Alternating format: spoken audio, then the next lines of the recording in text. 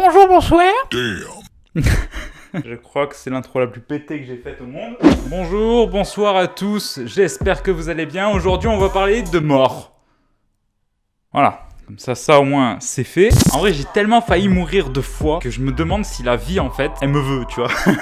C'est à moi d'éviter les aléas de la vie, là, je suis en mode sans échec. En fait, dans ma vie, j'ai pas d'antivirus, moi, c'est vraiment, je trace, quoi. Donc aujourd'hui, je voulais vous raconter les fois où j'ai failli voir la lumière blanche. Un super yes, positivité à fond dans cette chaîne YouTube. Donc c'est parti pour vous raconter les fois où j'ai failli mourir.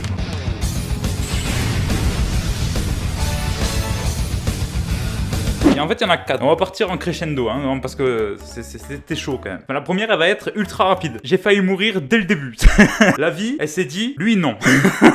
C'est simple, je suis sorti de ma mère, phrase très bizarre hein, quand c'est sorti de son contexte. Donc je suis né, tu vois, je suis sorti, comme ça. Seul problème, c'est que j'étais tellement violet. Cette phrase aussi est bizarre, hein. Je suis en train de J'étais tellement de couleur violet, on se demandait même si j'étais pas la nouvelle Fiat 500. Je sais pas pourquoi, cette voiture, elle me fait penser à un bébé. Donc c'est simple, en fait, quand je suis sorti, je sais pas qu'est-ce que j'ai foutu, mais en gros, j'avais le cordon ombilical qui m'entourait la gorge. Voilà, donc je ne pouvais absolument pas respirer, j'étais déjà maso à cet âge-là. J'ai dû vouloir faire du pole dance avec le cordon. Comment je plains mon monteur qui va se faire chier à décrire ce que je dis. Je veux voir ta tête. Je veux juste voir ta tête au montage.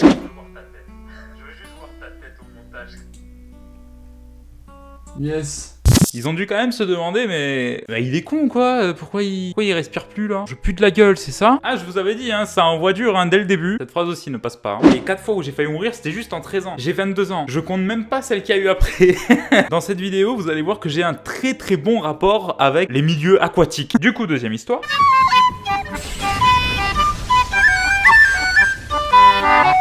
Par contre, vraiment, j'adore nager, tu vois. Je kiffe, j'allais dire l'équitation, c'est pas du tout.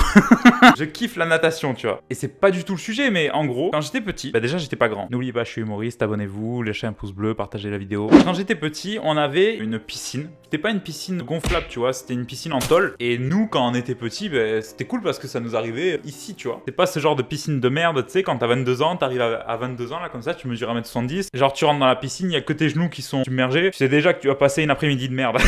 Du coup, en été, j'allais souvent à la piscine. Et donc un week-end, on avait eu la visite de ma mamie et de mon papy. Donc moi, j'étais déjà dans la piscine. Donc bon, il y a mes grands-parents qui nous ont rejoints. Alors moi, c'était cool, tu vois. Je nageais partout, je sautais, je faisais des bombes. Si je le faisais maintenant, il y avait toute l'eau de la piscine qui sortirait. En fait, si tu veux, mon papy et ma mamie, ils étaient accoudés sur le bord, en fait, de la piscine. Et donc, du coup, vu qu'ils étaient accoudés, il y avait un espace, en fait, entre la piscine et le dos. Et moi, fanfaron comme je suis, je me mettais des petits challenges, quoi. Parce que sinon, je me faisais vite chier. Donc, je me mettais des petits challenges et je me suis dit, je vais passer sous mon grand-père. Idée de fou, les mecs. Putain, toi, t'es un génie. Du coup, ni une ni deux, je plonge et j'essaye de passer entre mon grand-père et ma mamie qui était juste derrière. Mon papy s'est reculé. Je sais pas pourquoi. Peut-être qu'il s'est dit, celui-là, non, j'en veux pas. Du coup, il s'est vraiment plaqué contre la paroi de la piscine, sauf que moi, j'y étais. Et moi, j'ai failli mourir. Et donc voilà, on me voyait plus parce que j'étais derrière mon papy. Au début, je croyais qu'il jouait, donc je commençais à rire, tu sais, j'étais là. Enfin, j'étais sous l'eau, donc du coup, ça fait... Ouais, parce que j'ai des talents d'imitation. Après 30 secondes, quand je commençais à tourner de l'œil, je me suis dit, papy, c'est plus drôle. Quand je commençais à voir noir, à perdre conscience, hein, on va dire ça comme ça, j'ai commencé, réflexe naturel, à taper mon papy. Il n'a pas bougé direct. Alors là, j'ai pensé à un meurtre. Je me suis dit, il est de mèche avec le placenta de ma mère. Et du coup, j'ai commencé à me débattre, mais de ouf, tu vois. Et je commençais à entendre ma mère qui faisait, mon fils, mon fils. Et mon papy, sans pression, oh, je l'avais pas vu. J'ai pas réussi mon coup. Donc ça, c'est mon premier rapport avec l'eau.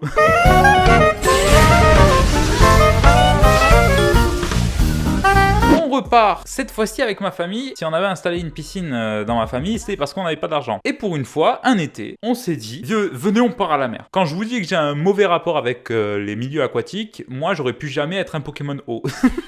Donc on est allé à la mer, voilà. On allait à Port-la-Nouvelle. On n'y était pas les seuls parce qu'on avait loué l'appartement que ma tati en fait avait acheté. Donc en fait on y était parti avec eux. On était grands, voilà. Pour nous on se disait grands. Et on a harcelé ma mère et ma tati pour aller à la mer en fait plutôt que vieux. Et du coup, on a dit, mais au pire, il y a Stéphane, il y a mon cousin qui peut venir avec nous. Et du coup, à force de la harceler, eh ben, elle a accepté. Alors là, mais on était trop contents de ouf. Du coup, on allait à la mer, comme ça, oui, parce qu'on marchait comme ça en mode Tom Sawyer là. Bah d'ailleurs c'était mon surnom quand j'étais petit avec ma touffe de cheveux. Et là, ni une ni deux, on fonce, on commence à plonger comme des fous. Parce que nous on n'est pas ce genre de tapette là qui attendent au bord de la mer, hein. Faut mettre de la crème solaire. Alors t'es là comme ça. Non, on y arrive. Et je pense que tout jeune qui se respecte, et même il y a des vieux, plutôt des jackies. Vous savez ces bouées, tu sais les bouées jaunes, on a tous voulu l'atteindre au moins une fois, tu vois. Réussir notre avenir, on s'en battait les couilles. Atteindre la bouée, ça c'était un objectif les mecs. Nous on savait rêver avant. Du coup mais direction la bouée, voilà. Et je vous rappelle que j'avais 12 ans. On était vraiment inconscients de ouf en fait. Plus je m'éloignais, vu que j'avais 12 ans, plus j'avais pas pied en fait. À un moment on était presque à la bouée. La mer en fait elle faisait comme ça, tu vois,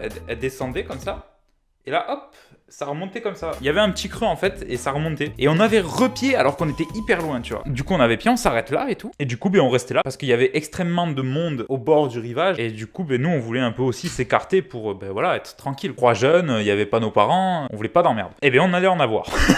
Du coup, voilà, rester 10 minutes, on fait rien de plus que se jeter de l'eau à la gueule. Je me dis, c'est bon quoi, on se casse. Enfin, j'ai envie de revenir sur la plage et je vais jouer au foot. Je commence à nager et ma soeur me suit. Sauf que, comme je vous ai dit, j'avais pas d'endurance. C'était tellement triste. Je commençais à couler en fait. Littéralement, je faisais comme ça, je voyais la plage et petit à petit, je voyais plus la plage.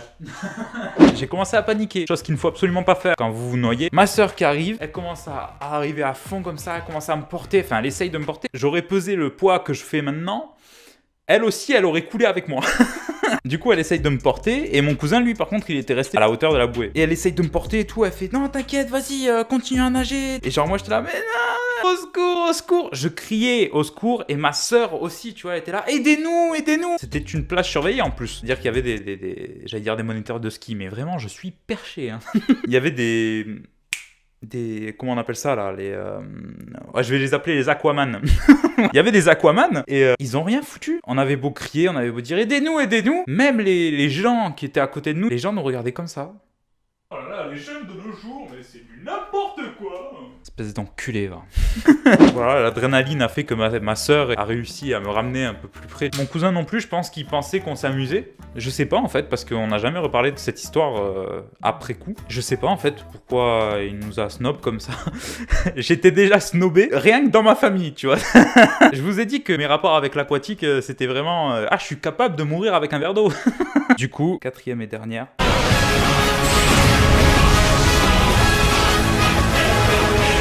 Après l'histoire de la mer, quelques années sont passées, j'étais au collège, j'avais 13 ans, et ça me fout les boules d'ailleurs cette histoire, vous allez savoir pourquoi. Du coup, du côté de ma mère, ils avaient un délire, ils kiffaient la montagne. Et c'était pas le nôtre, donc arrêtez de nous infliger ça.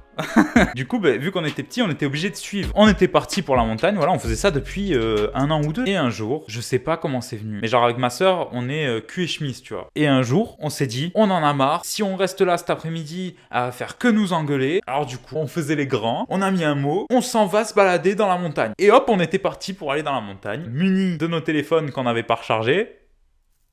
Champion du monde, les mecs. C'était un Sony Ericsson blanc. C'était des vieux téléphones, hein. Ah, je vous jure, c'était une antiquité. Tu boitais comme ça. C'est le nouveau Sony Ericsson, t'inquiète. Et ce téléphone, voilà, il m'avait choqué, mais vous allez comprendre pourquoi. Du coup, on part avec ces 2 téléphones, voilà. Un mettait la musique. Après coup, quand on était dans la montagne, on avait compris qu'on n'avait plus beaucoup de batterie, tu vois. Donc du coup, on s'en va derrière le chalet et on commence à monter la montagne. Sauf qu'il n'y avait pas de chemin. À un moment donné, on s'est dit, ça fait 2 heures qu'on est dans la montagne. Faudrait peut-être descendre. On rentre, enfin, on tente de rentrer. Et là, problème, on tombe sur un ravin. Pourtant, on est redescendu à la verticale comme on avait fait. Hein. Mais on est tombé sur un ravin. On n'arrivait plus à descendre. On s'était perdu en fait. Ouais, on s'était perdu. Ma soeur a commencé à pleurer. Elle fait, mais on va jamais rentrer. C'est bien un truc de femme ça. Et je fais, non, c'est bon.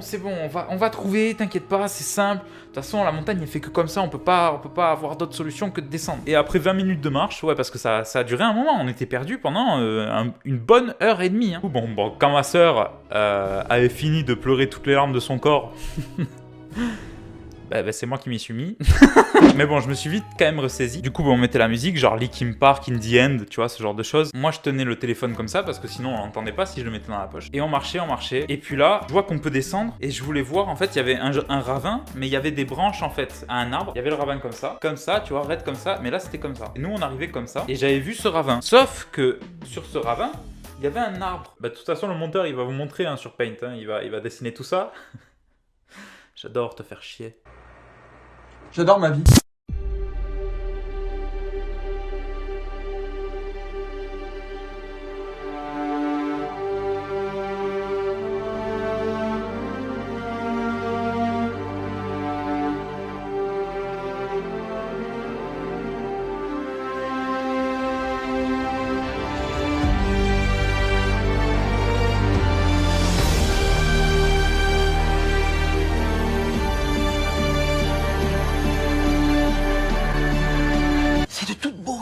Et en fait, ben, nous, quand on était petits, du côté de mon père, on avait un arbre et on était habitués à monter dans les branches. En fait, nous sommes des singes. Je suis en train de...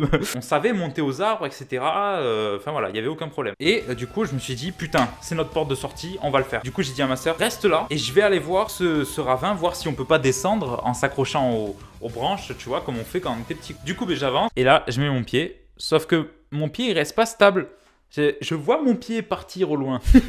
En fait, et ça, faites très attention, et c'est vraiment un conseil que je vous donne, quand vous partez en forêt, faites attention au terrain. C'est le truc le plus dangereux. C'était un faux plat. C'est-à-dire qu'en fait, il y avait que des feuilles. Le sol était un petit peu plat, tu vois, comme ça. Sauf qu'en fait, en dessous les feuilles, c'était comme ça. Mais c'était une bonne pente, tu vois, tu pouvais pas marcher droit dessus. Ça, j'avais pas fait gaffe. Du coup, ben, je mets mon pied commence à partir et je commence à dévaler la pente. Ma sœur, elle s'est chiée dessus. Comment je suis mort? J'avais le ravin qui m'attendait, en gros. Moi, je dévalais. Ma sœur, je l'entends crier de fou. Et coup de chance, l'arbre. Le seul arbre qu'il y avait, eh ben c'est lui qui m'a retenu. J'ai eu vraiment de la chance parce que là, par contre, là vraiment j'ai vu ma vie défiler, tu vois. J'étais là sonné, tu vois, j'étais sonné. Ma soeur qui fait Jean-Marc. Et le premier réflexe, le mec a failli mourir, tu vois. Le premier réflexe, mon téléphone!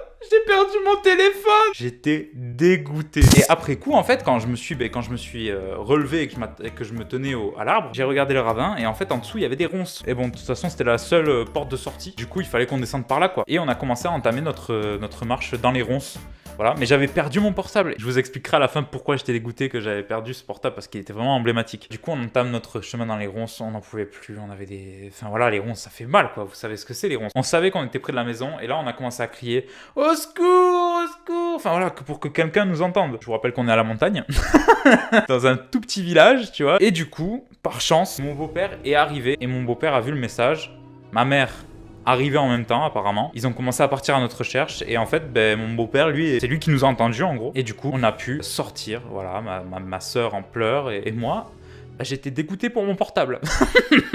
Vous savez pourquoi j'étais dégoûté par le fait que j'avais perdu mon portable? Parce qu'il y avait ma toute première vidéo. C'était une vidéo que j'avais fait avec mon demi-frère. Un jour il m'avait dit putain t'es super fort à Dragon Ball sur PS2, viens je te filme. Et je mets de la musique derrière. Genre, elle était parfaite la vidéo, mais c'était filmé avec mon Sony Ericsson, que j'ai perdu. J'avais le seum plus pour ça que pour ma vie. Et encore une fois, j'avais réussi à survivre. On est les seuls pecnos qui partent en forêt avec 9% de batterie, c'est... Enfin bref, voilà, j'espère que cette vidéo vous aura plu. Moi, ça m'a fait bizarre, putain, ça m'a rappelé des souvenirs de ouf. Vous pouvez lâcher un like si la vidéo vous a plu. Vous pouvez me dire en commentaire vos anecdotes à vous aussi. Je vous dis à très bientôt pour une nouvelle vidéo. C'était Rafale et je me casse. Voilà, ce geste ne se fait plus depuis 2002. Voilà, t'es vraiment un youtubeur mais nul.